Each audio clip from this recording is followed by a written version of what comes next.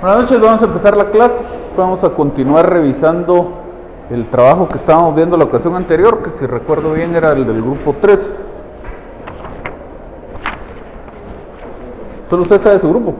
Empecemos con usted. Habíamos, creo que terminado de ver los hechos, ¿verdad? Sí. Bueno. ¿Algún par de observaciones en cuanto a las pruebas para ir avanzando? Ofrecen documentos, luego ofrecen declaración de las partes y después ofrecen declaración testimonial, sería declaración de testigos.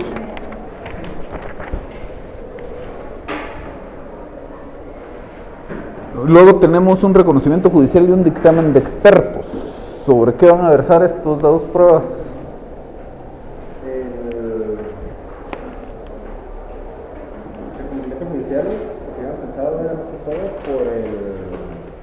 Para analizar los documentos que acreditaban si existía o no el permiso judicial para la compraventa.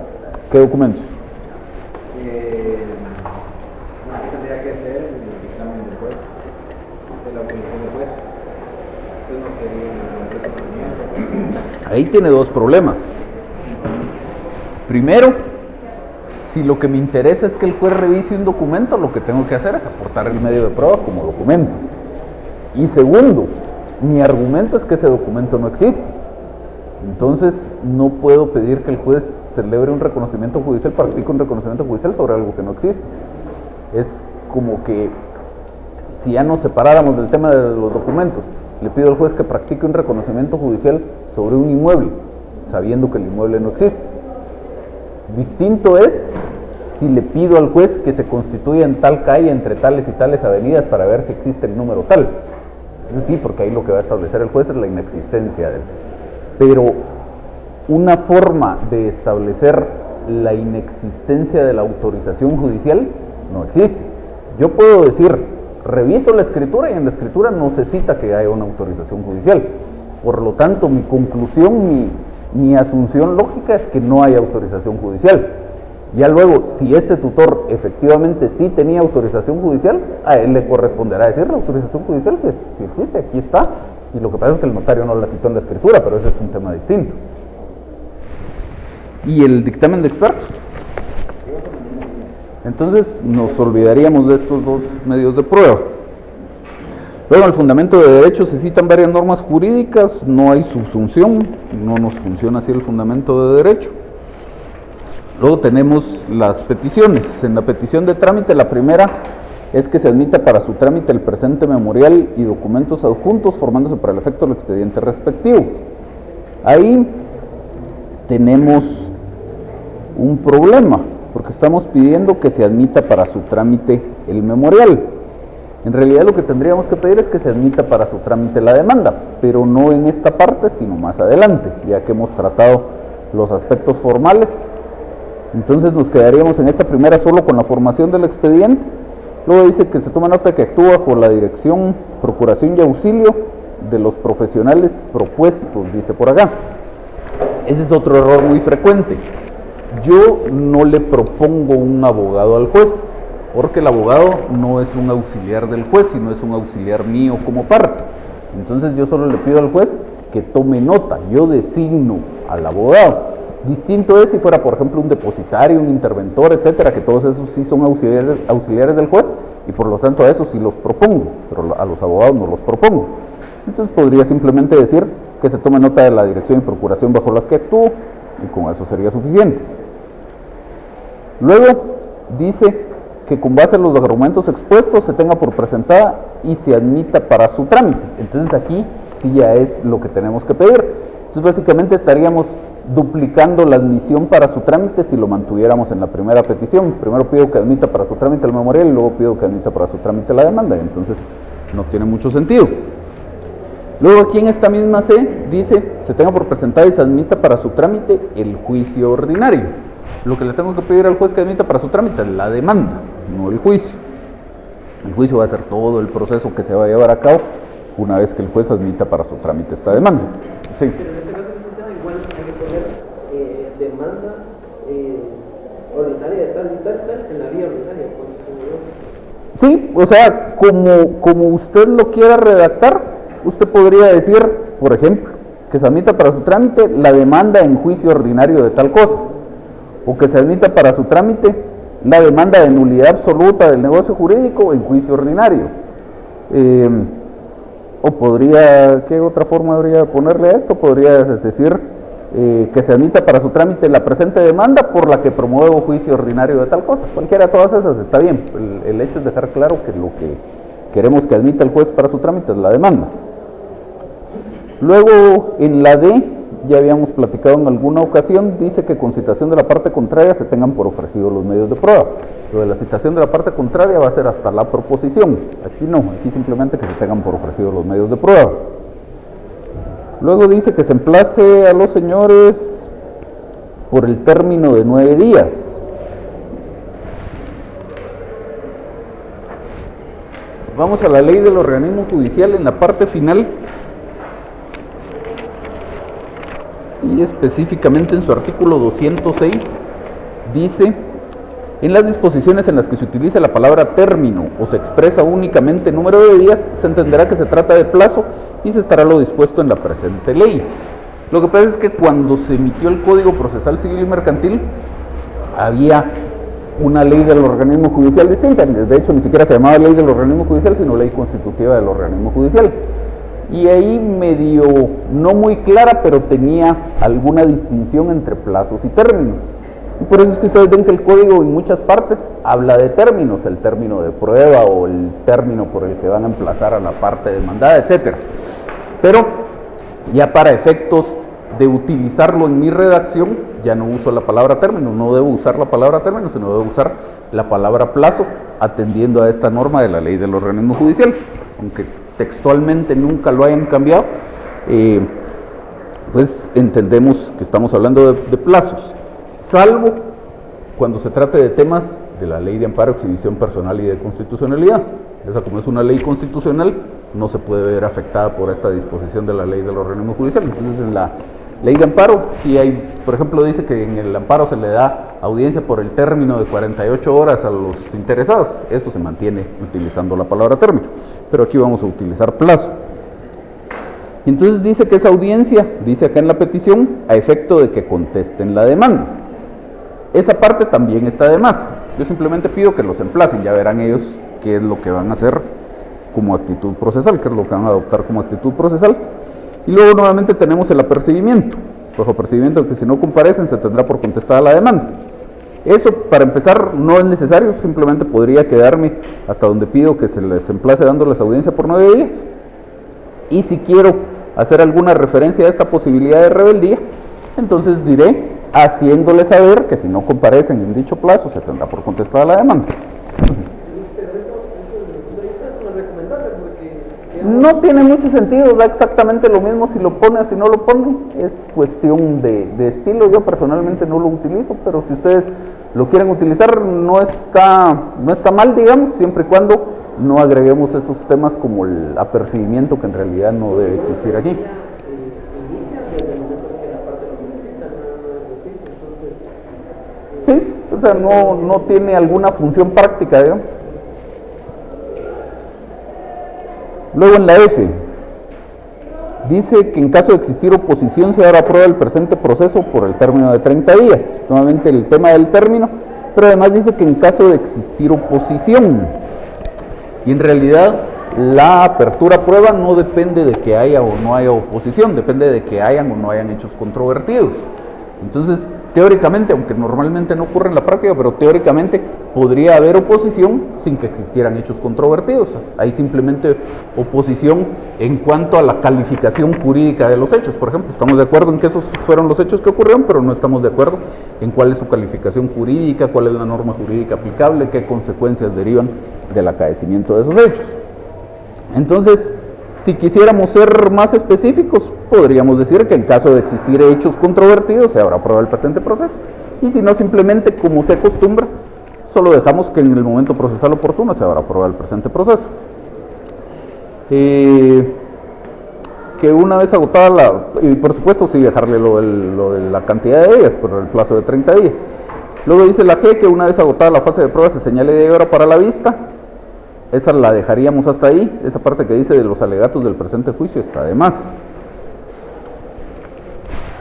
Luego dice, me interesa ver su solicitud de medidas precautorias. Veamos la H. Como medidas cautelares, se refiere el embargo de las cuentas de ahorro y el depósito monetario de que los demandados tengan en los diferentes bancos del sistema hasta la cantidad de 100.000 quetzales, más un 10% para la liquidación de cosas, quedando a las diferentes entidades bancarias para el efectivo cumplimiento de dicha medida.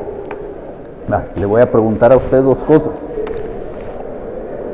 No en este caso en particular, en general, ¿para qué pide usted una medida precautoria? Para evitar, para que se dé el cumplimiento de lo que tiene que pagar para el cumplimiento de la acción que se está pidiendo. Para asegurar las resultas del proceso, digamos, para asegurar que en su momento se va a cumplir la sentencia si es que la sentencia acoge mi demanda. Y también para que si hay un peligro de que la persona no la pueda pagar, o que no la pueda cumplir, de que se cumpla a final de cuentas y no haga algo diferente que cumpla ese cumplimiento. Ok.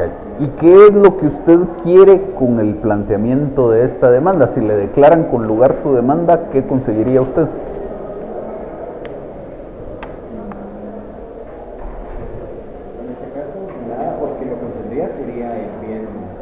No, olvídese de la medida precautoria.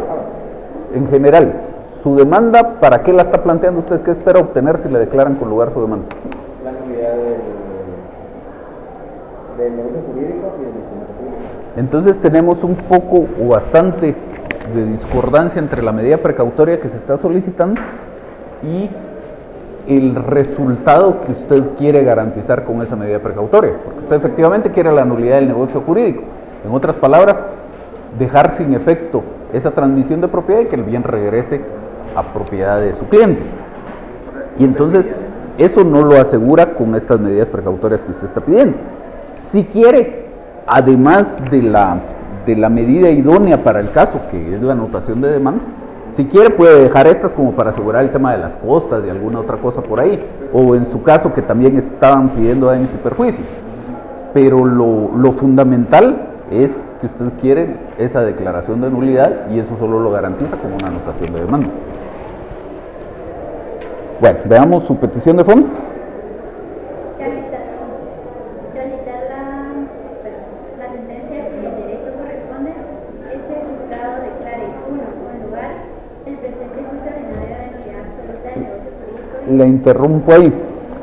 Nuevamente aquí no pedimos que declaren con lugar el juicio, sino que declaren con lugar la demanda. Sigamos.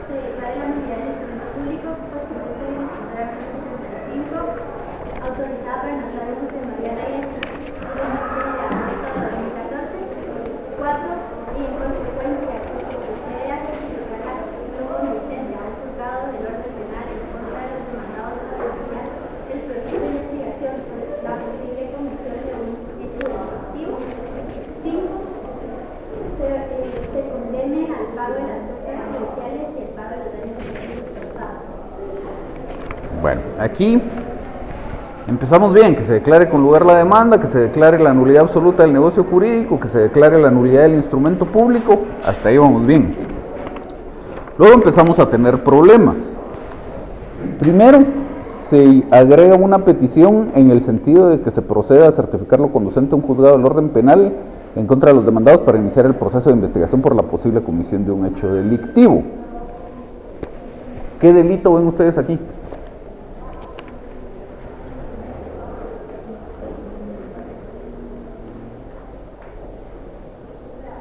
En el sentido de que si entre ellos hicieron compraventa fraudulentamente con el hecho de apropiarse del bien. Bueno, para empezar, ese es un tema que no está expuesto en la demanda y que tampoco tendría por qué estar expuesto en la demanda, porque en la demanda básicamente lo que están tratando ustedes de establecer es que no se configuran los elementos para que ese negocio jurídico sea válido. Entonces, pues de eso no resulta necesariamente un ilícito penal. Y si resultara la comisión de algún hecho delictivo, tampoco tiene mucho sentido pedírselo al juez, porque casi en la totalidad de los casos, el juez civil lo que le va a resolver es, si usted quiere iniciar su acción penal, pida una certificación común y corriente y va a presentar su denuncia o su querella. Normalmente el juez no accede a esto, salvo que sean cuestiones que vayan muy de la mano con lo que se está planteando. Por ejemplo, hay un caso ahí en donde el artículo 186, creo que es del Código Procesal Civil y Mercantil, permite que cuando me notifican a mí la resolución en donde se admite como prueba un documento, dentro de los 10 días siguientes yo pueda impugnar ese documento de nulidad o de falsedad. Entonces hay un caso en donde se declaró la nulidad y la falsedad de un documento, porque en un documento notarial se hacían constar hechos que evidentemente nunca pudieron ocurrir. Entonces en ese caso sí el juez ordenó, además de declarar nulo y falso el documento, ordenó que se certificara lo conducente, pero porque es algo que va de la mano con el tema y donde es evidente que sí se cometió, o por lo menos se pudo haber cometido algún delito.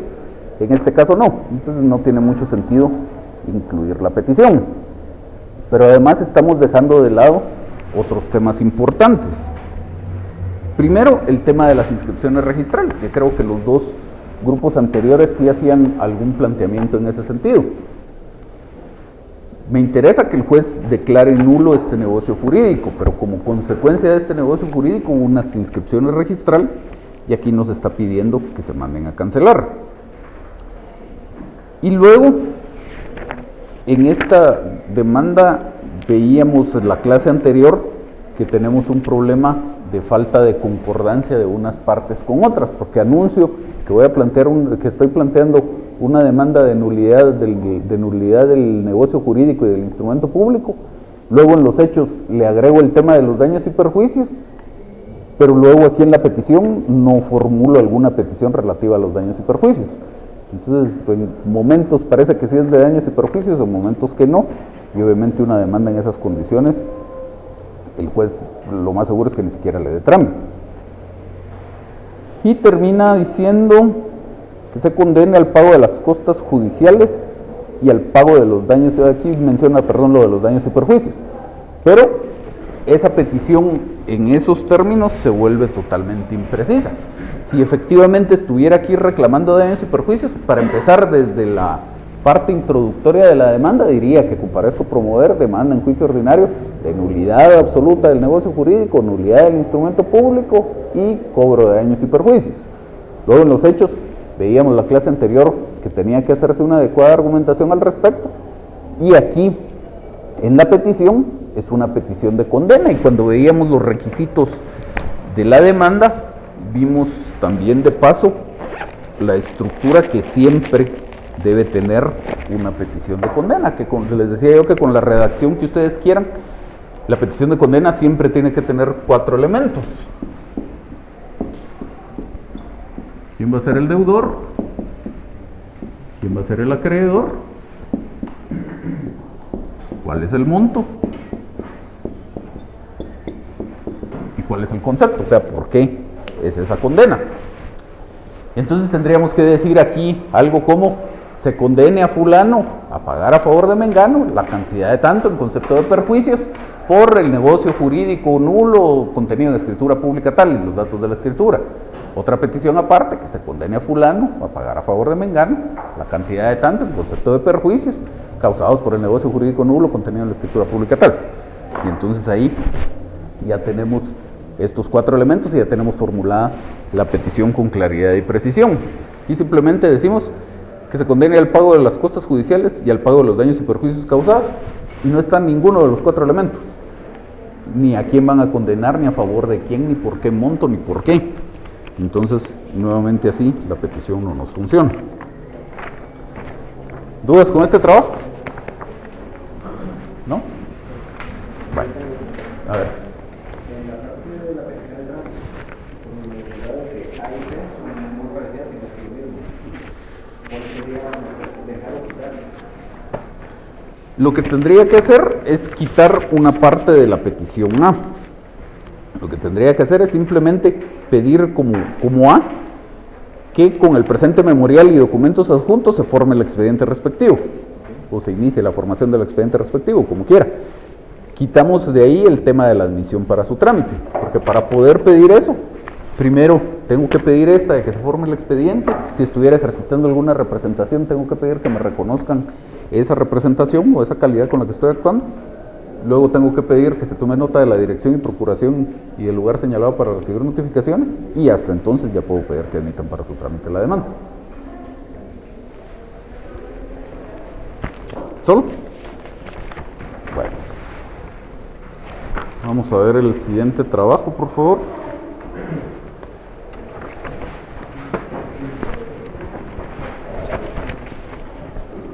Grupo 4, pasen adelante.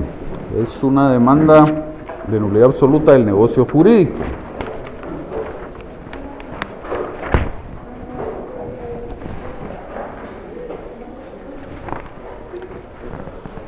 Hasta la exposición, hasta el apartado expongo, íbamos bien. Luego pasamos a los hechos y más o menos como unas 5 líneas antes de que termine el apartado de antecedentes dice: derivado de lo anterior, desde el 18 de agosto de 2014 hasta el momento que cumplí la mayoría de edad no contaba con capacidad de ejercicio, siendo él, conforme hablando del tutor, conforme al artículo 293 del Código Civil, la persona encargada del cuidado de mi persona. Ahí tenemos un problema de redundancia en la redacción. Y de mis bienes, podríamos decir, para seguir la redacción de la ley, porque la ley habla de que estará encargado del cuidado de la persona y de los bienes de este menor o de este incapaz, podríamos decir, siendo él el encargado del cuidado de mi persona y de mis bienes. Luego sigue diciendo: razón por la cual él, demostrando infidelidad en el desempeño del cargo bajo circunstancias ajenas a mi conocimiento, celebró contrato de compraventa del bien inmueble propiedad de mi persona con la señora fulana de tal. Y entonces aquí tenemos el problema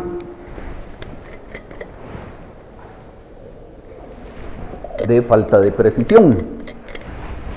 Habla de que celebró un contrato de compraventa, pero no tenemos datos de ese contrato de compraventa. Entonces habría que tener un poco más de precisión ahí. Sigamos ya, bueno, luego está el tema de la compraventa. Y empecemos en el 3, nulidad absoluta del negocio jurídico. Dentro del contrato de compraventa del cual quedó contenido en la escritura pública anteriormente identificada, el señor Juan José Domínguez Méndez comparece en calidad de ejecutor, otorgándole a aquella tutela la facultad para realizar actos en mi nombre. No obstante lo anterior, dicho contrato de compraventa es nulo de pleno derecho, ya que en ningún momento se obtuvo, tampoco se hace mención en la escritura pública, de la autorización judicial a que se refiere el numeral 1 del artículo 332 del Código Civil, el cual establece lo siguiente. Ahí no leamos el artículo para ir avanzando, solo les quiero hacer una observación, que varios tuvieron una mala cita de esta norma. Dice aquí: el tutor necesita autorización judicial para enajenar o gravar bienes inmuebles o derechos reales del menor incapacitado. Y efectivamente, si tienen por lo menos esta edición del código, ese es el texto que está en el código, pero está malo. La ley lo que dice es el menor o incapacitado. No puede existir un menor incapacitado, porque el menor ya por su propia naturaleza no tiene capacidad de ejercicio. Entonces hay que incapacitar a alguien a través de la declaración de interdicción cuando es mayor de edad. Cuando es menor de edad no es necesario y ni siquiera se puede. Entonces, sigamos algún par de párrafos abajo, derivado de lo anteriormente considerado. Con mediana claridad se conoce que la omisión de la solicitud de la autorización judicial que establece el Código Civil o bien la licencia judicial que estipula el Código Procesal Civil y Mercantil configura que el negocio jurídico sea nulo ipso iure en virtud de la realización de negocios jurídicos sin tomar en cuenta las normas prohibitivas expresas indicadas con anterioridad, ya que la ley en ningún sentido y bajo ninguna interpretación da lugar a la posibilidad de que el tutor pueda enajenar bienes que son propiedad de su pupilo sin previa autorización o licencia judicial. Aquí nuevamente no estamos teniendo claridad en cuanto a si una norma es imperativa o es prohibitiva expresa. Aquí como fundamento sustantivo se están citando dos normas, como fundamento de la existencia de esa necesidad de la autorización judicial se están citando dos normas. 332 del Código Civil, para enajenar o gravar bienes o derechos reales del menor o incapacitado se necesita autorización judicial. 420 del Código Procesal Civil y Mercantil, para enajenar o gravar bienes de menores deberá obtener licencia judicial. Entonces ambas normas son imperativas, no son prohibitivas. Y luego en el siguiente párrafo decimos que como se incumplió estas normas prohibitivas, que no es cierto que sean prohibitivas, entonces el negocio jurídico es nulo. Entonces se pierde la lógica del razonamiento. Y luego no tenemos, aunque fueran estas efectivamente normas prohibitivas, no estamos citando un fundamento de esa afirmación. Simplemente dice aquí que el negocio jurídico es nulo ipso iure por la omisión o por la vulneración de esas normas prohibitivas expresas. Pero para poder afirmar esto, tendría que citar, que efectivamente sí existe, pero la tendría que citar, una norma jurídica que dijera que ante el incumplimiento de una norma prohibitiva expresa, el resultado del negocio jurídico que se pretenda celebrar es nulo. Eso lo dice el artículo 1301 del Código Civil. Pero para poder hacer esta afirmación en este párrafo, tendría que estar citando aquí esa norma. Luego tiene un párrafo de conclusión. Y entonces, en todos los casos, como elemento común, vemos que nos estamos quedando muy cortos en la argumentación. Simplemente dejamos un par de pinceladas. El elemento común en todos los casos es que este tutor necesitaba una autorización judicial para disponer de este bien, que no la tenía, que por lo tanto asumimos o pretendemos que el juez declare que ese negocio jurídico es nulo. Pero no estamos haciendo una adecuada argumentación, no estamos haciendo una argumentación completa y una argumentación profunda. Entonces, el juez, por supuesto que con esos elementos que le estamos dando en su mente, el juez puede armar el razonamiento de que el negocio jurídico es nulo. ¿Y por qué? El juez es abogado y conoce todas estas normas de las que estamos platicando. Sobre todo porque los casos de nulidad del negocio jurídico son relativamente frecuentes. Entonces, no es que el juez, para el juez sean desconocidos esos temas y que la argumentación completa sea necesaria para que el juez entienda el caso. Lo que pasa es que el juez no es el encargado y ni siquiera puede él hacerse cargo de mi argumentación. La argumentación por aplicación del principio dispositivo es algo que me corresponde a mí. Y si mi argumentación no existe o no es suficiente, aunque el juez mentalmente pudiera completar esos vacíos que yo estoy dejando, para efectos de tomar su decisión no lo puede hacer. Para efectos de tomar su decisión, si mi argumentación no es suficiente, tendrá que declarar sin lugar mi demanda. Entonces, es un paso a paso, no puedo darme saltos y pretender que el juez rellene el vacío. Es como que ustedes estuvieran tratando de explicarle cómo llegar de aquí a Antigua Guatemala a alguien que no vive en el país y que no tiene un teléfono o algo con que poder ir viendo el camino en un mapa. Les tienen que dar una explicación detallada de cómo llegar de aquí para allá, en dónde cruza, qué distancia, etcétera. Si no, la persona se va a perder.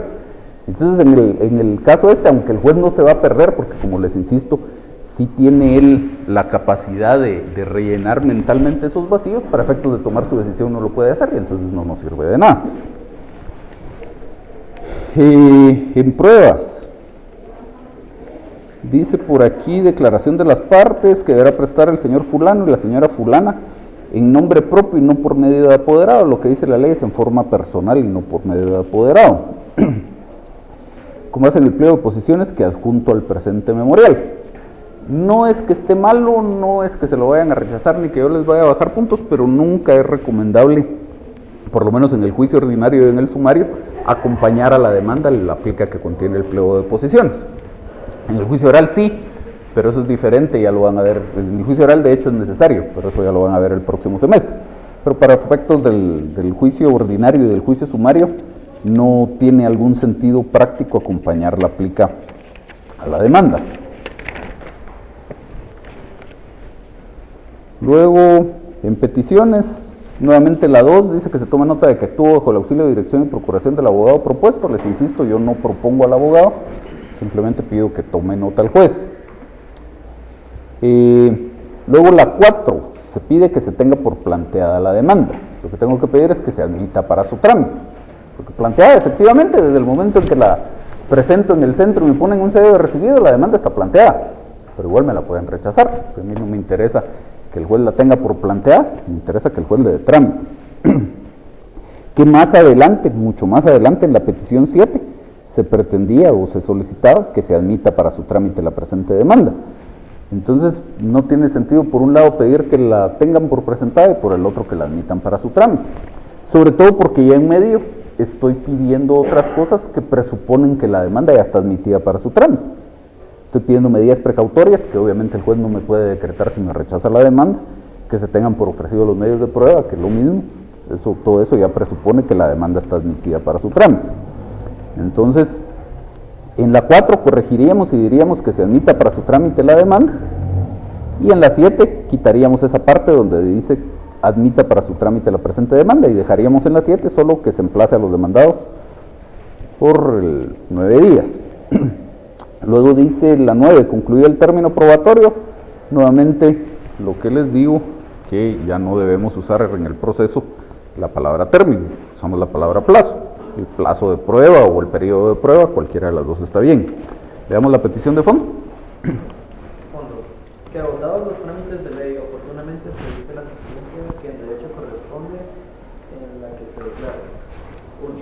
Con lugar la presente demanda de nulidad absoluta del negocio jurídico promovida por Juan José Domínguez Méndez en contra de Juan Carlos Ventura Lemos y la señora Beatriz Eugenia Rodríguez Mendoza.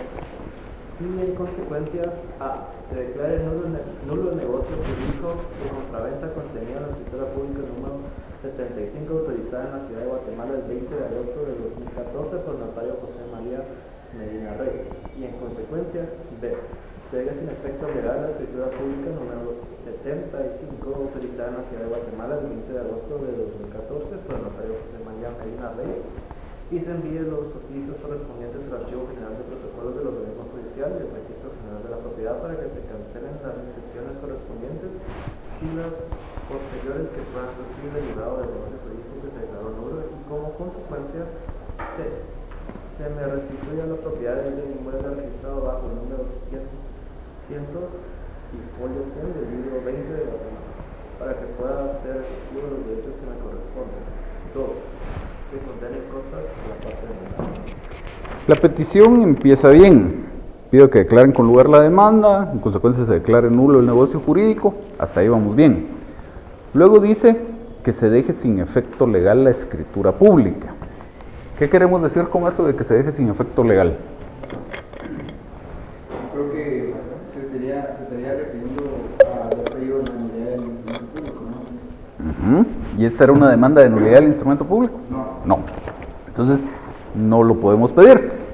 Efectivamente, la redacción correcta hubiera sido que se declare nulo el instrumento público, si es que fuera demanda de nulidad del instrumento público, como la del caso anterior, que era de nulidad del negocio jurídico del instrumento público. Entonces, puedo pedir que declaren nulo ese instrumento público. De lo contrario, el negocio jurídico y el instrumento público, aunque están pues obviamente ligados, son independientes entre sí, de tal manera que podría ser nulo el instrumento público sin afectar la validez del negocio jurídico, y también podría ser nulo el negocio jurídico sin afectar la validez del instrumento público. Y también podrían ser las dos cosas, nulo tanto el negocio jurídico como el instrumento público. Pero tengo que hacer ese razonamiento en principio de qué fue lo que ocurrió y plantear mi demanda en todos los sentidos. Si es solo de nulidad del instrumento público, pues así se verá reflejado en todas las partes de la demanda.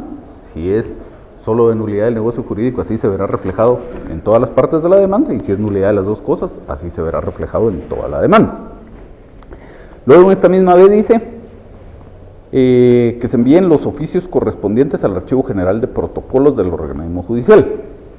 Esa de los oficios al Archivo General de Protocolos, no le tengo que oficiar nada. Aun cuando fuera demanda de nulidad del instrumento público, no tengo algo que oficiarle al Archivo de Protocolos, y pide oficios, que en todo caso sería despacho, al Registro General de la Propiedad para que se cancelen las inscripciones correspondientes. Esto sí lo tengo que pedir, pero como hablábamos con alguno de los trabajos de la clase anterior, debe ser con claridad y precisión, para que se cancele la inscripción de dominio número tal, de la finca tal, folio tal, del libro tal. Eso, y finalmente acompaña 4 copias. En este caso, pues obviamente si acompaña copias de más no se lo van a rechazar, pero para efectos del curso sí me interesa que ustedes aprendan a computar y a ver esto reflejado en sus memoriales, exactamente cuántas copias se deben acompañar. En este caso lo que hay que acompañar son 3 copias. Tengo 2 demandados, una para el tribunal, son 3.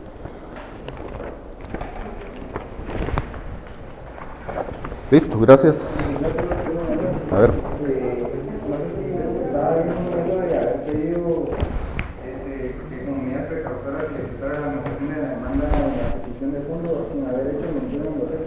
En la petición de fondo no lo puede pedir, lo puede pedir en la de trámite, y efectivamente lo tiene en la de trámite, sí. De hecho, no es necesario hacer en la demanda alguna argumentación de por qué estoy pidiendo las medidas precautorias que estoy pidiendo. Como ustedes ya estudiaron el tema, no lo hemos visto en clase, pero ustedes ya lo estudiaron, el código en esa parte relativa a las medidas precautorias, a las medidas de garantía, les llama el código, contempla específicamente 6. Y entonces tiene el arraigo, la anotación de demanda, el embargo, el secuestro y la intervención. Esas son las primeras 5. Y luego tiene una que el código le denomina providencias de urgencia. Entonces, esas providencias de urgencia básicamente en lo que consisten es en que si ninguna de las otras 5, y dice el código, ninguna otra disposición en cualquier otra ley me garantiza suficientemente el derecho que se va a discutir en el proceso, yo le puedo pedir al juez cualquier cosa que se me ocurra, siempre que garantice las resultas de ese proceso. Es como dejando abierta la puerta para que, si ninguna de las convencionales sirve, el juez pueda decretar cualquier cosa que sea útil. Solo en ese caso es necesario hacer alguna argumentación respecto a la medida precautoria, porque pues como es algo que no está específicamente previsto en la ley, le tengo que explicar al juez por qué eso es idóneo para garantizar las resultas del proceso en mi caso concreto.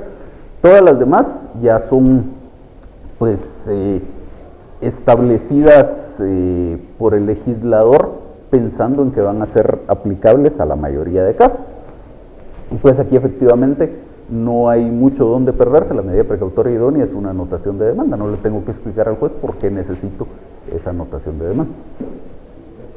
¿Bien? ¿Qué más? ¿La providencia de urgencia se puede solicitar dentro de un proceso ya iniciado? Dentro de un proceso ya iniciado. Ajá, o se hace como un procedimiento previo a iniciar el proceso. No, vamos a ver. Que esa, de hecho lo vamos a ver más despacio cuando ya estemos en el tema este, pero ese es un error en el que con muchas veces se incurre incluso en la práctica, de pensar que, vamos a ver,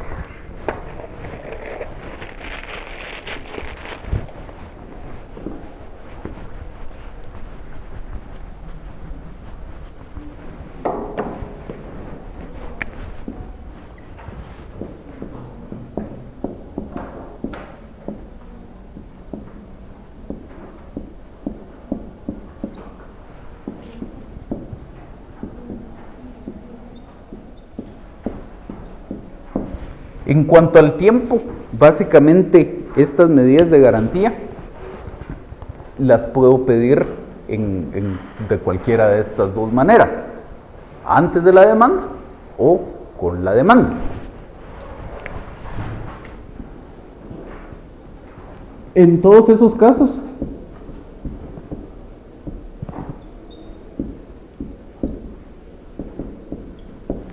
son medidas de garantía. Lo que el código contempla, creo que es a partir del artículo 523, lo contempla específicamente bajo ese título de medidas de garantía.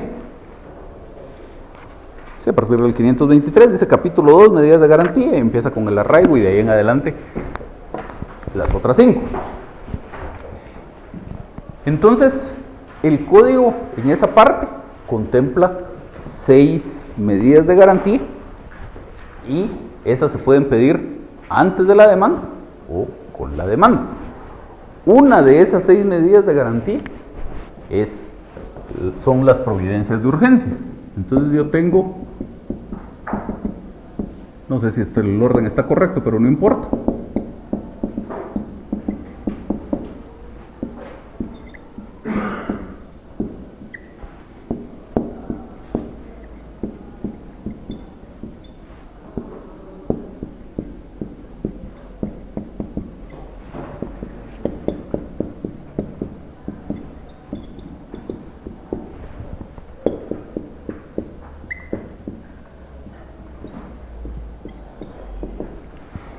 Entonces, las providencias de urgencia son una de las medidas de garantía.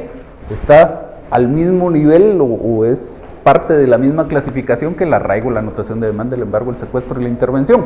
Lo único que me dice la ley es, en esta parte de las providencias de urgencia, es si ninguna de estas 5 le sirve y no le sirven las normas sobre medidas precautorias que hay en cualquier otra parte de este código o de cualquier otra ley, entonces pida lo que a usted se le ocurra y el juez va a calificar si es idóneo para su caso.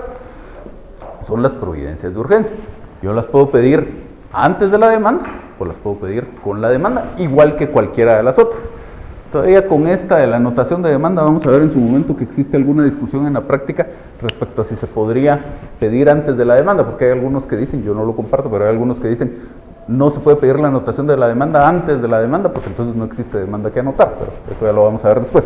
Para responder a su pregunta, las providencias de urgencia las puedo pedir antes de la demanda, con lo que se conoce como un proceso cautelar, es decir, un expediente que se va a formar solo para hacerle esa solicitud al juez y para que el juez la decrete y la ejecute. Lo puedo pedir antes de la demanda o lo puedo pedir con la demanda. Pero siempre de lo que estamos hablando es de un caso, que son casos muy especiales, en el cual ninguna de estas me sirve y por lo tanto tengo que pedir algo distinto. Y lo que le decía que muchas veces ocurre en la práctica, que es algo que no es correcto, es confundir esto con esto. No son equivalentes. Esto, las providencias de urgencia, puede ocurrir tanto aquí antes de la demanda como con la demanda. Pero hay algunos que dicen, planteando su medida precautoria antes de la, o su solicitud de medida precautoria antes de la demanda, dicen, por ejemplo, que como providencia de urgencia se decrete el embargo sobre tal finca. Eso está mal, son dos cosas distintas. O es providencia de urgencia o es embargo. Entonces, ¿puedo pedir el embargo antes de la demanda? Lo puedo pedir con la demanda. ¿Puedo pedir las providencias de urgencia antes de la demanda? ¿O las puedo pedir con la demanda? ¿Bien? ¿Algo más? Veamos el siguiente grupo, el 5.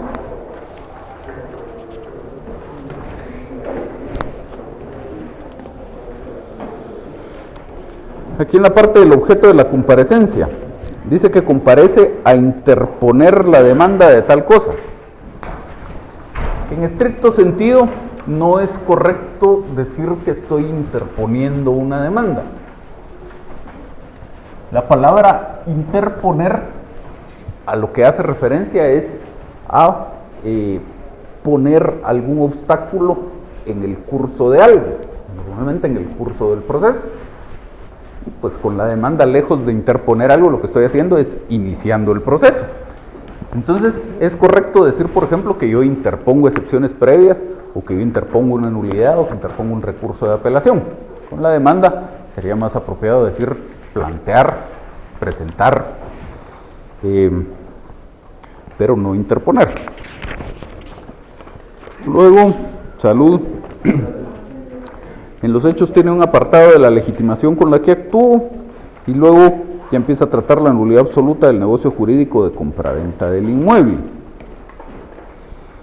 Primer párrafo de esta parte de la nulidad absoluta tiene varias veces eso del deber de, la conjugación del verbo deber y luego seguido de la palabra de. Debe de hacer por medio de su tutor, debe de tener autorización judicial, se deben de llenar los requisitos, todo eso está mal. La palabra de después de la conjugación del verbo deber nunca puede ir. Debe hacer por medio de su tutor, debe tener autorización judicial, se deben llenar los requisitos. Y en este caso también cuando se cita esta norma del artículo 332, se omite esa O. Dice aquí menor incapacitado, es menor o incapacitado. Empecemos a partir del párrafo siguiente. Por otra parte, como es celebrar un negocio jurídico en el artículo 1200. Evidentemente ahí tenemos un problema de redacción. El Código Civil establece que el negocio jurídico requiere para su validez capacidad legal del sujeto que declara su voluntad, consentimiento que no obedece a vicio y objeto lícito. Resultado de su redacción. En el artículo anteriormente mencionado expresa por supuesto que para que se tenga no cumple con los requisitos nacionales. Ahora, en el caso de la capacidad legal del sujeto que declara su voluntad, en el contrato con compraventa de un inmueble es el hijo menor a través de su tutor. Dicha representación se convalida con el acta de discernimiento del cargo, el cual consta y se identifica en la escritura pública en el cual se celebró dicho contrato. Pero para efectos de enajenar, gravar y en general para celebrar contratos que afecten el patrimonio del testigo, el cual es el representado, se debe contar con la autorización judicial correspondiente, el cual no se hizo constar en la escritura de compraventa de inmueble. Dos temas aquí. Primero, en este párrafo estamos citando el artículo 1251 del Código Civil y en el siguiente citamos el 1301. Ya con algún otro trabajo les decía yo que el orden lógico debería ser a la inversa. Aunque numéricamente en el código obviamente aparece primero el 1251 y luego el 1301, para efectos de mi razonamiento debería citar primero el 1301, porque el 1301 dice que, entre otros casos, hay nulidad en un negocio jurídico cuando hay ausencia o no concurrencia de los requisitos esenciales para su existencia. Ya luego el 1251 me dice cuáles son los requisitos esenciales para la existencia del negocio jurídico. Entonces, esa debería ser la hilación lógica de mi argumentación. Luego, a mi juicio, tenemos aquí en este párrafo donde se cita el 1251, tenemos un problema de determinación de exactamente qué es lo que está pasando. Dice que el negocio jurídico requiere para su validez capacidad legal del sujeto que declara su voluntad, consentimiento que no adolezca de vicio y objeto lícito. Y dice que aquí lo que tenemos es un problema de capacidad legal. Yo no creo que este pudiera ser considerado un problema de falta de capacidad legal. Porque aquí el que declaró su voluntad en este negocio jurídico es el tutor, supuestamente representando al pupilo. Yo más vería el tema como una falta de conformación adecuada del consentimiento, porque el dueño del inmueble era yo cuando era menor de edad, y yo nunca di mi consentimiento para ese contrato de compraventa y no lo podía haber dado porque era menor de edad. Entonces, en ese negocio jurídico no existe mi consentimiento. Si hubiera existido, igual hubiéramos tenido un problema de validez de ese negocio jurídico porque yo era menor de edad. Pero para que este señor que era mi tutor pudiera válidamente hacer una declaración de voluntad en mi nombre, se necesitaba que tuviera una autorización judicial. Entonces, yo más vería el punto como una falta de conformación adecuada del consentimiento. El representado que era menor de edad nunca lo dio por razones obvias, y el representante nunca fue un verdadero representante en ese caso, porque no bastaba su categoría de tutor, sino lo tenía que complementar con esa autorización judicial. Sigamos. Siguiente párrafo, la nulidad absoluta del negocio jurídico. La nulidad absoluta del negocio jurídico, como se muestra en el artículo 1301 del Código Civil, establece que Pase a hacer la cita del artículo.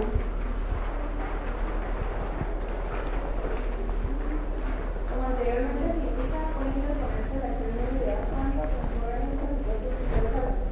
En este caso no encuadran en dos supuestos mencionados. Debido a que primero, al momento de celebrar el contrato temporal entre el inmueble que se encontraba probablemente presentado, no se contó con la debida autorización judicial para poder realizarlo. Y segundo, que en virtud del primer supuesto, al no tener la autorización judicial, no contaba con uno de los requisitos especiales para celebrar el negocio jurídico de compraventa, que es capacidad de dar los secretos que quedan voluntad. Y al momento de no tener autorización judicial, el menor no tiene la facultad para poder celebrar esta naturaleza de contratos a través del sistema original. Entonces, sea como sea, además de las observaciones que ya hicimos, aquí con esta redacción se confirma que lo procedente era citar primero este artículo 1301.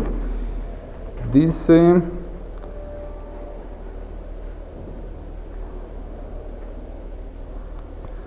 que al no tener la autorización judicial no contaba con uno de los requisitos esenciales para celebrar el negocio jurídico. Entonces, a partir de aquí, ya hubiera correspondido hacer esa cita de cuáles son los requisitos esenciales para la existencia del negocio jurídico. Y entonces dice aquí que le ven dos problemas. Dice: primero, al momento de celebrar el contrato de compraventa, no se contó con la debida autorización judicial. Y segundo, que en virtud del primer supuesto, al no tener la autorización judicial, no tenía los requisitos esenciales para su existencia. Subrayan del 1301 la parte que dice que cuando el objeto sea contrario a leyes prohibitivas expresas y por la ausencia o no concurrencia de los requisitos esenciales para su existencia. Luego en la argumentación no lo dicen con total claridad, pero entenderíamos que el planteamiento es que existió una contravención a una ley prohibitiva expresa. Pero en la parte anterior, un par de párrafos antes, cuando se cita la norma que contiene la necesidad de la autorización judicial, nuevamente estamos citando el artículo 332 del Código Civil, que es una norma imperativa, no es una norma prohibitiva expresa. Entonces, insisto, no estamos completando adecuadamente el razonamiento. Sigamos. Siguiente párrafo, por lo anterior. Yo le hacía referencia a el 1795, pues, o sea, las normas prohibitivas. Perdón, es que como nos lo pasamos, no lo había visto ahorita, tiene razón. Por lo anterior, en virtud de que el contrato de compraventa de inmuebles no cumple con los requisitos esenciales para validez y en consecuencia procede a interponer la nulidad del negocio jurídico del contrato de compraventa de inmuebles y por tanto va a proceder a confirmar que la escritura postal 75 que contiene compraventa de inmueble adolece de nulidad absoluta y en consecuencia el negocio jurídico no nació de manera absoluta. Aquí tenemos un grave problema. Esta es una demanda de nulidad absoluta del negocio jurídico. Y luego de anunciar que se trata de una demanda de nulidad del negocio jurídico, argumentar sobre la nulidad del negocio jurídico, mi conclusión de todo eso es que lo que adolece de nulidad es la escritura pública.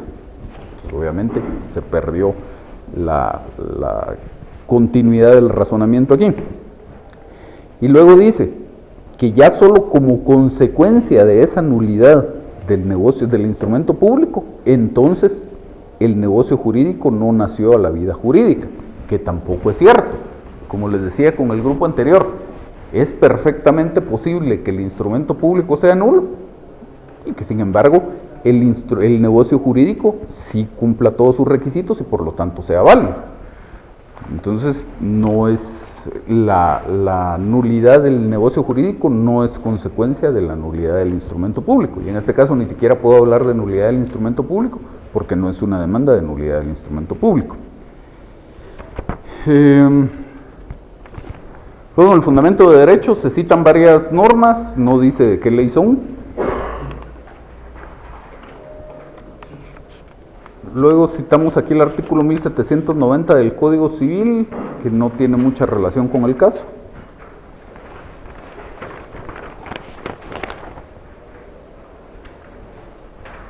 Pruebas, ya lo hemos dicho en anteriores grupos, solo la certificación del registro y la fotocopia del testimonio de la escritura son muy escasos documentos. Como mínimo tendría que tener también la certificación de nacimiento de este, que en su momento era menor, y los documentos que acreditaran que uno de los demandados fue su tutor. Luego, siempre en las pruebas dice declaración de las partes, composiciones, que deberá absolver las partes en forma personal y no por medio de apoderado. Podría decir los demandados, porque las partes, yo también soy una de las partes, yo obviamente no me puedo pedir declaración a mí mismo. Peor todavía, en la siguiente, efectivamente, eso es lo que hacen, dice imposiciones mediante ratificación por parte de la persona demandante de los memoriales que sean necesarios. Yo puedo pedir que ratifiquen sus memoriales los demandados, pero no puedo pedir que a mí mismo se me pida ratificación de mis memoriales. Las peticiones de trámite están bien, veamos desde fondo.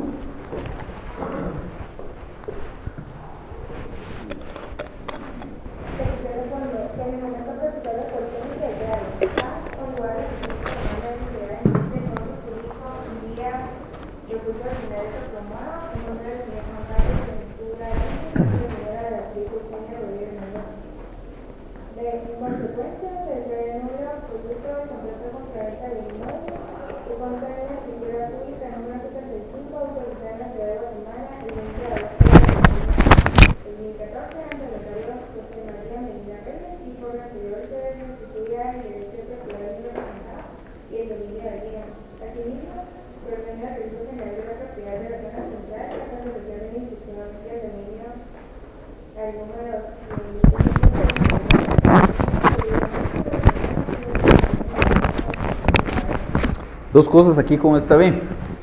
Dice, se declare nulo absoluto el contrato de compraventa. Esta es una demanda de nulidad del negocio jurídico. Y efectivamente, pues el contrato es una especie del negocio jurídico. Pero para que no se pierda la continuidad y el ir todas las partes de mi demanda en un mismo sentido, tendría que decir, se declare nulo el negocio jurídico consistente en el contrato de compraventa de tal cosa.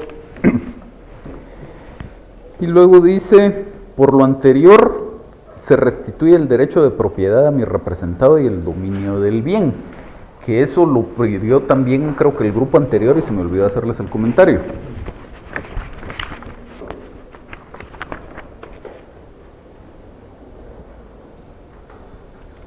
Sí, el grupo 4 formuló una petición similar. Dice en la petición C de fondo, se me restituye la propiedad del bien inmueble registrado bajo el número tal. Entonces, en ambos casos esa petición está de más, porque en el fondo, siendo una demanda de nulidad absoluta de un negocio jurídico, no se trata de que yo perdí la propiedad y ahora la quiero recuperar.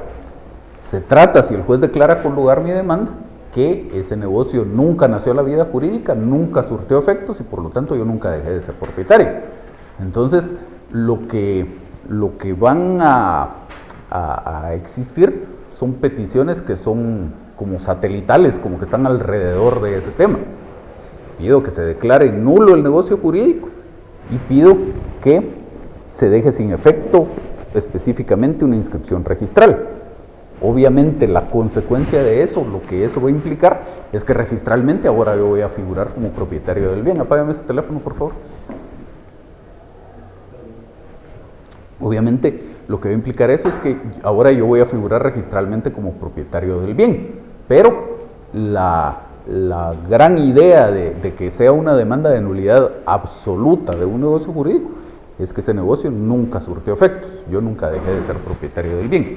Distinto si fuera una demanda de nulidad relativa, porque entonces esa sí surte efectos en tanto no se declare la nulidad. Y nuevamente tenemos el tema de la falta de precisión. Dice que se ordena el registro general de la propiedad de la zona central la cancelación de la inscripción de dominio. Y habla de dominio el número 100.232, folio 100, Sí, que seguramente este 100.232 era el número de finca, pero tengo que especificar cuál de las inscripciones de dominio es la que pretendo que el juez mande a cancelar. ¿Dudas? Sí. En cuanto a lo de la de derecho de propiedad, Ujú. esto se estaría diciendo sería aceptar que la compraventa fue válida. ¿O eso sería? Digamos que más o menos.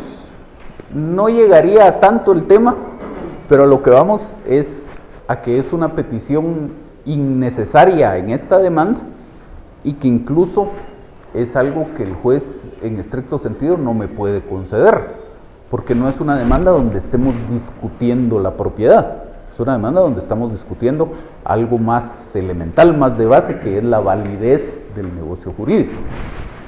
Entonces, si el juez declara nulo ese negocio jurídico, eso lo que quiere decir es que ese negocio jurídico nunca surtió efectos. Esta señora nunca fue dueña del bien. Desde hace 2 años que celebraron esas, por no sé cuánto tiempo hace, desde que celebraron esa supuesta compraventa, yo he seguido siendo ininterrumpidamente propietario de ese bien. Aunque la ley nunca lo plantea de esa forma, digamos que los efectos de esta declaración de nulidad se retrotraen hasta aquel momento. Yo tengo una duda cuando nos hizo mención acerca del apartado, pues el párrafo de conclusión última. La verdad no entendí cómo es que se debería pedir, entonces ¿Qué cosa, perdón?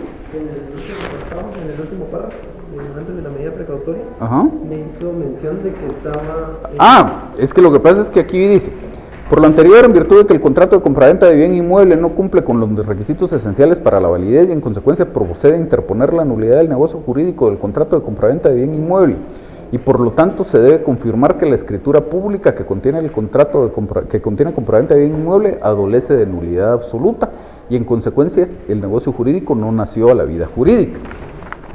Entonces, para empezar, estamos dando un montón de vueltas en el mismo lugar. Fíjese usted: en virtud de que el contrato de compraventa no cumple los requisitos esenciales para la validez, en consecuencia procede a interponer la nulidad del negocio jurídico. Por tal razón se debe confirmar la nulidad de la escritura y por tal razón el negocio jurídico no nació a la vida jurídica. Le dimos como 3 vueltas al mismo tema. Podría ser, si quisiéramos desnudar esto de la redundancia y desnudar esto de los elementos que no deben ir, como el tema de la nulidad del instrumento público y el estar supeditando la nulidad del negocio jurídico a esa nulidad del instrumento público, podría ser algo tan sencillo como decir: en virtud de que el contrato de compraventa de bien inmueble anteriormente identificado no cumple los requisitos esenciales para su validez, procede a declarar su nulidad absoluta. Y con eso tiene usted una conclusión mucho mejor redactada. Si lo quisiera hacer más elaborado, podría decir: siendo que de conformidad con el artículo 1301 del Código Civil es nulo el negocio jurídico cuando tal cosa, y en el presente caso no se reúnen estos elementos, procede a declarar la nulidad de este negocio jurídico.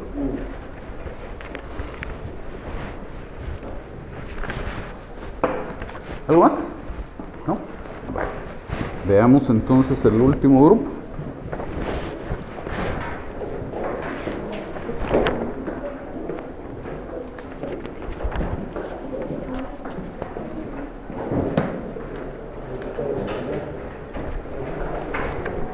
La parte introductoria de este memorial está bien.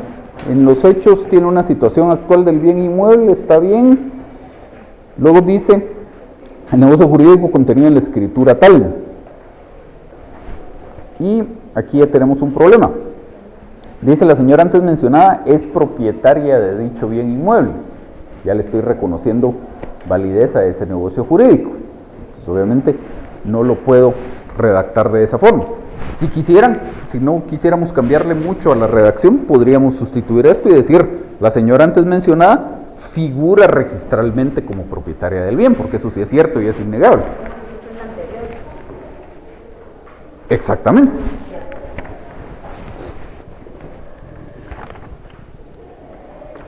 Y entonces empecemos a platicar a partir del apartado 3 de la nulidad absoluta. nulidad absoluta del negocio jurídico. En virtud del artículo 1795 del Código Civil, los representantes de menores no pueden vender los bienes que tengan a su cargo sin llenar previamente las formalidades que para cada caso señala la ley. En el presente caso, las formalidades que señala la ley para que un tutor pueda enajenar un bien inmueble de este estilo, según el artículo 332, es obtener autorización judicial. Dicha autorización judicial, según el artículo 420 del Código Procesal Civil y Mercantil, se obtiene probando plenamente que existe una necesidad urgente o que resulta manifiesta utilidad del acto que se pretende verificar en favor de su representado, por lo que el tutor debe realizar una solicitud ante el juez competente, el cual hará la declaratoria de utilidad y necesidad. En su caso, el artículo 423 del Código Procesal Civil y Mercantil, en sus incisos segundo y tercero, establece que el auto que contenga la declaratoria de nulidad y necesidad debe contener la autorización para proceder a la venta de los bienes, fijando las bases de la operación, el nombramiento del notario y de la determinación de los pasajes conducentes del expediente, que debe incluirse en la escritura en la que comparece también el notario. No, permítame porque... Sí. Entonces, aquí la norma lo que dice es que comparece el juez. ¿Sigamos? Para la celebración del contrato de compraventa de bien inmueble, objeto de la presente demanda, el Estado Ventura Lemos, como tutor y representante legal, no solicitó autorización judicial para realizar dicha compraventa del inmueble, del cual yo figuraba como único y legítimo propietario, y por ende no probó la necesidad de utilidad de dicha compraventa, ya que no consta en la escritura de compraventa del bien inmueble la prescripción de los pasajes conducentes del expediente de solicitud de la declaratoria de utilidad y necesidad, no se nombró al notario y por ende no compareció los competentes a la celebración de la compraventa. Solo la interrumpo aquí un momentito. Y este es un elemento importante que ninguno de los otros grupos hizo ver. Porque, como les decía, yo no tengo alguna forma de comprobar si el juez dio o no dio una autorización. Para esos efectos, en principio, con lo que estoy trabajando es con una presunción. Como en la escritura no dice que existió una autorización judicial, pues presumimos que la autorización judicial no se dio.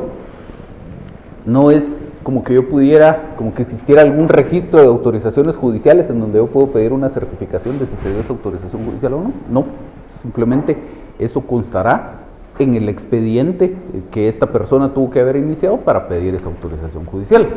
Pero ahora esa presunción se vuelve mucho más fuerte porque tengo una norma que me dice que en esa escritura tendría que haber comparecido el juez que dio esa autorización judicial y que ese juez tuvo que ordenar que se transcribieran algunos pasajes del expediente en la escritura y obviamente todo eso debería constar en la escritura y no consta.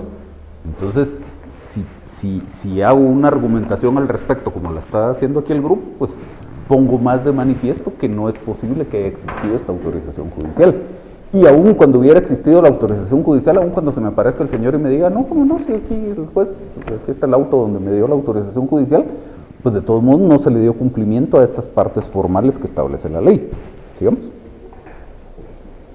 Pese a la omisión de dichos requisitos, el señor Juan Carlos Ventura Lemos y la señora Beatriz Eugenia Rodríguez Mendoza celebraron, sin la autorización necesaria, el contrato de compraventa del bien inmueble ya identificado. En virtud de lo anterior expuesto y basándome en el artículo 1301 del Código Civil, el negocio jurídico, es decir, el contrato de compraventa de bien inmueble que consta en la escritura pública número 75 autorizada en la ciudad de Guatemala el 20 de agosto del año 2014 por el notario José María Medina Reyes, no nació a la vida jurídica y no tiene efecto jurídico alguno. Por ser contrario, una ley prohibitiva expresa, ya que como lo establece el artículo 1795 del Código Civil, el señor Juan Carlos Ventura Lemos, actuando como mi tutor y representante legal, no podía vender el bien inmueble de propiedad, sin llenar previamente las formalidades que la ley establece, formalidades que no se llenaron como ya quedó establecido anteriormente. Interrumpamos ahí un momento.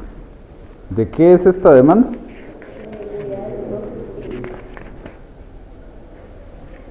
¿Cómo empieza diciendo el artículo 1301 del Código Civil?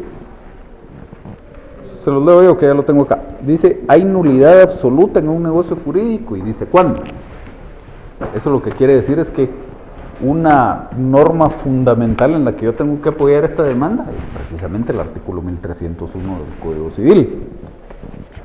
Y ese artículo lo mencionan de pasadita nada más en este párrafo. En virtud del anterior expuesto y basándome en el artículo 1301 del Código Civil, el negocio jurídico es nulo y etcétera.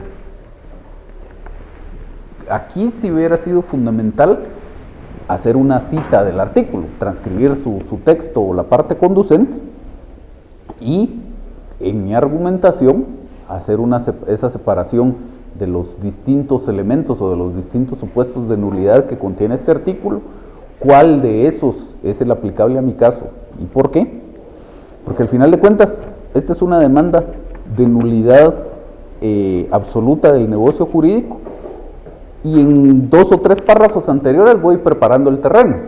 Voy diciendo que tenía que existir una autorización judicial, que la autorización judicial no existió, pero toda mi argumentación respecto a la nulidad está en este párrafo. Y pues ni siquiera estoy citando la norma o no estoy citando adecuadamente la norma que dice en qué casos hay nulidad de un negocio jurídico. Entonces obviamente la argumentación es insuficiente acá. Luego, si nos vamos al fundamento de derecho, dice, como en la quinta línea, artículo 1796 del Código Civil es el 1795. Luego, como 5 líneas antes del final de esa página, dice, como lo establece el artículo 1314 del Código Civil, las partes deben restituirse recíprocamente lo que han recibido o percibido como consecuencia del negocio. La norma dice como consecuencia del negocio anulado, y allá lo que está haciendo referencia, la norma es a la separación entre nulidad absoluta y nulidad relativa. Nulidad absoluta, sinónimo de nulidad a secas, nulidad relativa, sinónimo de anulabilidad. Cuando hablamos de un negocio anulado, estamos haciendo referencia a un caso de nulidad relativa. Este artículo 1314 hace referencia a la consecuencia de que el juez declare con lugar una demanda de nulidad relativa de un negocio jurídico. Esta es una demanda de nulidad absoluta. En el caso de la nulidad absoluta, la ley no ordena que las partes se restituyan recíprocamente y que haya que devolver las cosas a su estado anterior, porque el negocio jurídico nunca surtió efecto. Por lo tanto, pues para efectos prácticos sí hay que regresar las cosas a su estado anterior, pero no tan expresamente, porque lo que pasa con el negocio anulado es que ese sí surtió efectos. Si este contrato de compraventa estuviera afectado de una nulidad relativa, la traslación de la propiedad sí se dio, y entonces ahora sí, como lo pedían algunos grupos, me tienen que regresar la propiedad de ese bien. En este caso, que es de nulidad absoluta, nada de eso pasa. Luego dice, aquí mismo, por lo que yo, fulano de tal, declarara la nulidad absoluta del negocio, devolveré la cantidad de tanto a la señora. Nuevamente insisto, la norma no aplica. Y además en este caso, cuando les planteé yo el caso, les decía que este señor ni siquiera recibió un centavo de esa compraventa. Entonces, ¿a cuenta de qué voy a estar ofreciendo devolver algo que nunca recibí? Aunque hubiera sido una demanda esta de nulidad relativa, yo no tendría por qué estar ofreciendo devolver el dinero. Si quiere la señora, que se lo demande al otro demandado, al que le vendió y recibió el dinero, pero yo en este caso no tendría por qué devolver ese dinero. Finalmente, en el fundamento de derecho se cita el artículo 96 del Código Procesal Civil y Mercantil, y como pasaba en alguno de los otros casos, simplemente copiamos el artículo y dice, por lo que esta es la vía procesal adecuada para interponer la presente demanda. Como mínimo tendría que hacer la referencia a que no existe una vía procesal específicamente señalada. En las pruebas hace falta también la certificación de nacimiento de este menor. Luego las peticiones, la petición C de trámite, dice que se admita para su trámite la presente demanda de nulidad del negocio jurídico. Todo lo que está después de negocio jurídico en mayúsculas está de más. Es una demanda de nulidad absoluta del negocio jurídico. Ya todo eso que dice contenido en la escritura pública número tal autorizada, todo eso está bien para los hechos, pero no para darle nombre a la demanda. Entonces sería que se admita para su trámite la presente demanda de nulidad, eso lo dice de nulidad, es de nulidad absoluta, del negocio jurídico, promovida por mí, fulano de tal, en contra de fulano y mengano. Luego, en la F, se pide que se emplace a las personas demandadas concediéndoles audiencia por el plazo de 9 días. Ahí sí es necesario agregar comunes, que es lo que dice el código. Son 2 demandados, el plazo va a empezar a correr hasta que le notifiquen al último de ellos. Luego veamos la de fondo.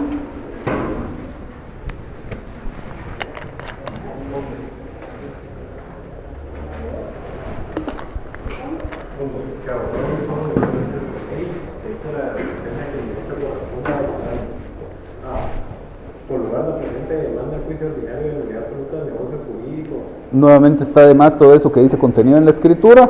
Seguimos donde dice promovida por mí. Promovida por mí, con Alfredo Rodríguez Méndez, en contra de Juan Carlos Ventura Lemos y Beatriz Eugenia Rodríguez Mendoza. En consecuencia, se declara la nulidad absoluta del negocio jurídico. Y aquí sí ya va toda esa identificación.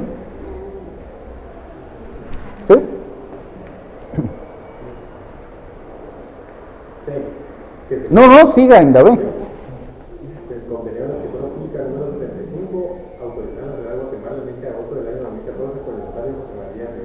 Aquí sí está bien, sí ya la sé. C. Que se lleve el despacho respectivo en el cual el juez ordene al registrador general de la propiedad la cancelación de la tercera inscripción de dominio del inmueble con el número de... Perdón, lo voy a interrumpir. Aquí sí está bien lo que les he señalado a los otros grupos. Aquí sí identificamos específicamente de qué inscripción de dominio estamos hablando. ¿Sí? Que registro 100, folio 100 del libro 20 de Guatemala, en la que consta la compraventa de un inmueble contenido en la escritura pública y en la literal que precede, en la que se establece como propietaria la señora Beatriz Eugenia Rodríguez Mendoza. D. Que se me restituye el bien inmueble objeto de la presente demanda. Esa, igual que en los otros casos, no tenemos por qué pedir. También, como ya decíamos en los hechos, no tengo por qué ofrecer la devolución del monto pagado por el inmueble. Y ya nos quedamos solo con la de las costas. Esta demanda la hubiera tenido que rechazar el juez. Estoy acompañando 2 copias. Había que acompañar 3 porque tengo 2 demandados. ¿Dudas con este trabajo? ¿No? Bueno, siéntense y vamos a dar algunas conclusiones entonces sobre el caso. Ya les decía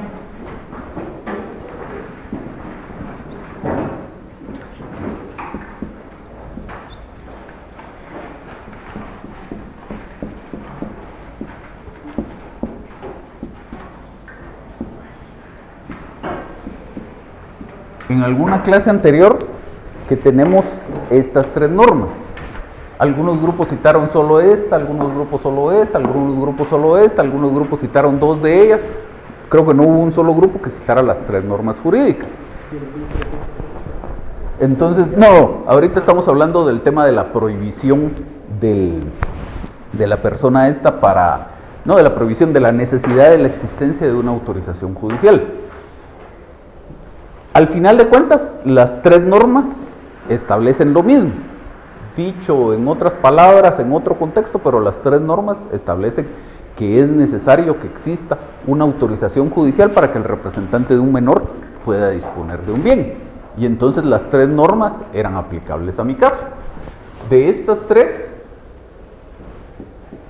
esta es imperativa, esta es prohibitiva y esta es imperativa. Y eso implica que les tengo que dar distinto tratamiento.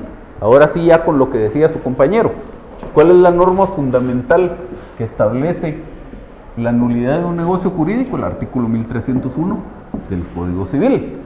Pero para efectos de conjugarlo con aquellas normas, por lo menos en la parte donde hace referencia a la vulneración de normas jurídicas, el artículo 1301 se queda solo con las normas prohibitivas expresas. Por lo tanto, en consonancia con este artículo, solo puedo citar el 1795 del Código Civil. Luego también estoy mencionando en la demanda no solo que se infringió una norma prohibitiva expresa, sino además que supuestamente el negocio jurídico no reúne todos los requisitos esenciales para su validez. Y entonces, en esa misma línea de pensamiento tendré que citar el 1251 del Código Civil, que me dice cuáles son los requisitos esenciales para la validez del negocio jurídico. Todo esto tendría que ser una línea de argumentación. En conexión con esa, pero más o menos en otro orden de ideas, tengo todavía aquellos dos artículos que me siguen sirviendo. No puedo decir como el 1301 solo habla de normas prohibitivas expresas y la única prohibitiva expresa es el 1795, me quedo con ese y me olvido de los otros dos. No, me interesa, aunque los tres artículos digan lo mismo. Para efectos prácticos, con uno de los tres artículos que existiera sería suficiente. Pero ¿qué de importante tiene que tres artículos digan lo mismo? Que puedo hacerle el razonamiento al juez, la argumentación, mejor dicho, le puedo hacer la argumentación al juez en el sentido de decirle, señor juez, es tan importante que exista una autorización judicial en este caso, que la ley no lo dice solo en una parte, lo dice en tres partes distintas. Entonces me sirven todos esos artículos. Pero ¿cómo los traigo a la argumentación? Después de haber argumentado lo específico, que es la norma que trata sobre la nulidad del negocio jurídico, hago referencia al artículo 4 de la Ley del Organismo Judicial.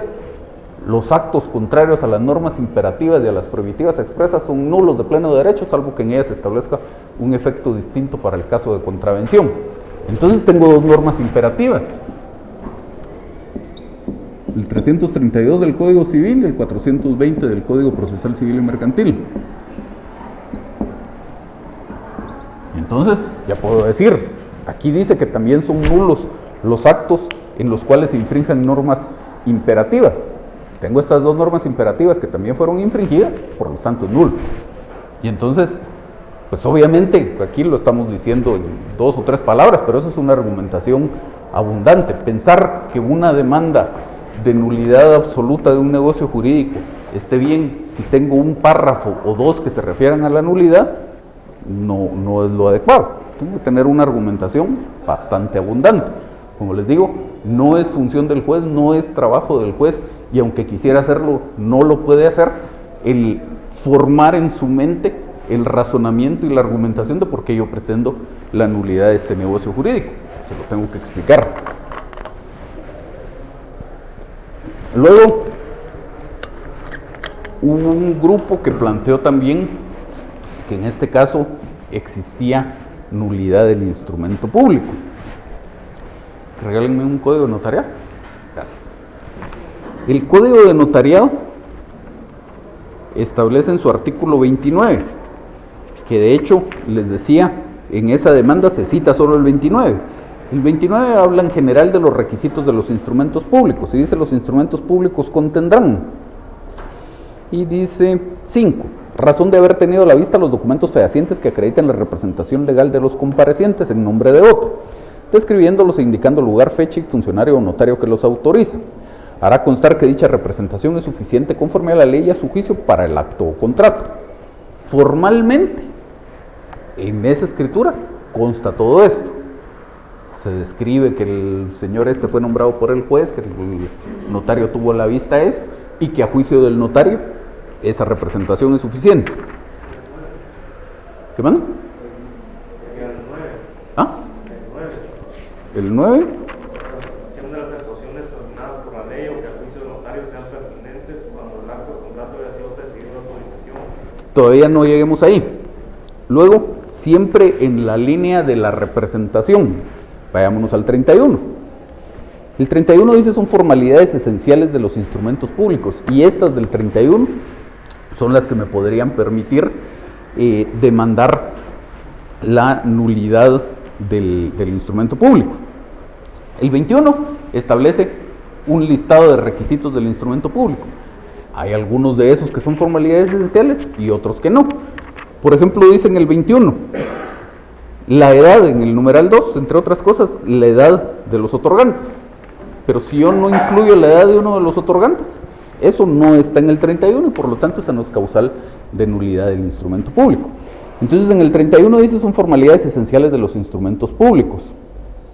Y dice 3, razón de haber tenido a la vista los documentos que acreditan la representación legal suficiente de quien comparezca en nombre de otro. Es más o menos trayendo ese numeral 5 del 29 para establecer que eso es un requisito o una formalidad esencial del instrumento público. Entonces, si vemos formalmente, digamos, el instrumento público parecería cumplir con esos requisitos. Tiene todo lo que dice el 29 numeral 5, tiene todo esto que dice el 31 numeral 3. Pero a mi juicio, con una buena argumentación, sí se hubiera podido sostener que ese instrumento público también era nulo. ¿Por qué? El razonamiento debió haber ido en el sentido, la argumentación debió haber ido en el sentido de decirle al juez, pues ahí formalmente dice que el notario tuvo a la vista el documento que acreditaba la representación, y el notario también dijo que esa representación era suficiente conforme a la ley a su juicio. Pero la idea que está en la ley no es solo que el notario lo diga, es que efectivamente exista esa representación, y en este caso no existía, y hacer toda la argumentación. Entonces, con una buena argumentación, creo que ahí se hubiera podido sostener esa nulidad. Luego tenemos el tema ahora sí que menciona su compañero allá, y que creo que el grupo de ellos fue el que mencionaba, que tiene como constancia o como reflejo de esa autorización del juez, ese juez tiene que comparecer en la escritura y además hay que transcribir ciertos pasajes. Entonces, también podríamos haber hecho una argumentación, siguiendo aquí el artículo 4 de la Ley del Organismo Judicial, en el sentido de que se infringieron esas normas, esa norma imperativa, que es algunos artículos después del 420. Entonces, que no compareció el juez a esa escritura y que tampoco se transcribieron esos pasajes. Y lo interesante del 32 es que no hace referencia expresa al 31. Es decir, no dice la omisión de los requisitos establecidos en el artículo 31 da lugar a la nulidad del instrumento público. Dice la omisión de las formalidades esenciales en los instrumentos públicos. ¿Cuáles formalidades esenciales? Cualquiera. Las generales, por supuesto, están en el 31, pero pueden haber formalidades esenciales en otras normas. Entonces, con una buena argumentación también podríamos haber sostenido que esa comparecencia del juez en la escritura pública y esa transcripción de los pasajes que el juez ordenara en esa escritura pública, para ese caso era una formalidad esencial y que también se incumplió y que por lo tanto ahí había otra causal de nulidad del instrumento público. Y yo creo que esos son los comentarios que yo les podría hacer respecto al caso. No sé si queda alguna duda. Gracias. Pero el instrumento no se puede porque... ¿Qué manda? ¿Perdón? El instrumento no se podía pedir de nulidad porque... Así ya pasaron más de 4 años y estamos en problemas. Lo que no me recuerdo es de cuándo es el instrumento, creo que no hace tanto tiempo. 2014, sí, entonces ya no tendríamos posibilidad ahí de nulidad.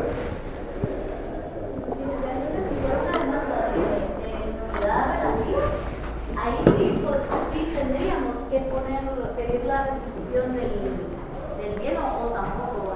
Sí, Ahí sí. sí. Aprovechando su pregunta, otro tema que les quería comentar y que se me estaba olvidando. Esta señora, que eso sí ya tendríamos para el detalle, tendríamos que estar puestos ya en un caso de la vida real y saber exactamente qué es lo que pasó. Pero la lógica me dice, si este contrato se celebró en el 2014, ¿quién creen ustedes que es lo más probable que tendría hoy la posesión sobre ese bien?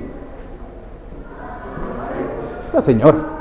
Salvo algo muy extraordinario, lo lógico sería que esta señora tenga la posesión del bien. Y nadie trató el tema de la posesión del bien. Incluso los que pedían ahí que se me restituya la propiedad. Propiedad no es lo mismo que posesión. Aún si el juez hubiera podido resolver y hubiera tenido que resolver sobre la propiedad, eso no quiere decir que le esté ordenando a la señora que me devuelva mi bien. Quiere decir, señor, usted vuelve a ser propietario del bien. Ahora, ¿cómo recupero yo la propiedad de ese bien? La posesión, ¿cómo recupero? Exacto. Y entonces, planteada la demanda como se está planteando, como la plantearon todos los grupos, yo necesitaría 2 demandas para solucionar mi problema. Necesitaría todo un proceso para que el juez declare la nulidad de ese negocio jurídico. Y entonces, ya resultando que siempre sí fui propietario yo porque este negocio jurídico es nulo, entonces puedo iniciar un sumario de desocupación para pedir la desocupación de ese bien. Que pues no tiene nada de malo, más que lo estoy complicando con 2 procesos y muchísimo tiempo. Pero ¿cómo podría acortar tiempo en este caso, podría plantear una demanda de nulidad absoluta del negocio jurídico y reivindicación de la propiedad.